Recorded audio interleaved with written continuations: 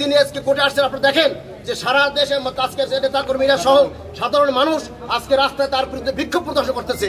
তাকে নিরাপত্তা দিয়ে আনারে আজকে কষ্ট হইতেছে। শুধু সে যদি আজকে জনপ্রিয় হইতো তাহলে অবশ্যই আজকে এই অবস্থা হইতো না। সুতরাং তাকে আইনের আওতায় আনা হয়েছে। আমরা বলেছি যে তিনি একজন অপরাধী এবং এই মামলায় তার সুনির্দিষ্ট অভিযোগ আছে। তিনি এই মামলার প্রিন্সিপাল 21, তাকে জামিন নামঞ্জুর করার প্রার্থনা করছি।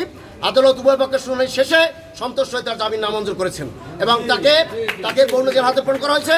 আমরা এরপরে তার বিরুদ্ধে আর অন্য কি অপরাধ আছে সেই ব্যাপারে আমরা পরবর্তীকালে রাষ্ট্রের যে পদক্ষেপ নেওয়া দরকার সেইটা আমরা নেব। নগদ পেমেন্টে 500 টাকা পর্যন্ত ক্যাশব্যাক আর লেনদেনে প্রতিদিন ডিপ ফ্রিজ এবং ঘন্টায় ঘন্টায় এসি টিভি সহ দারুণ সব গিফট।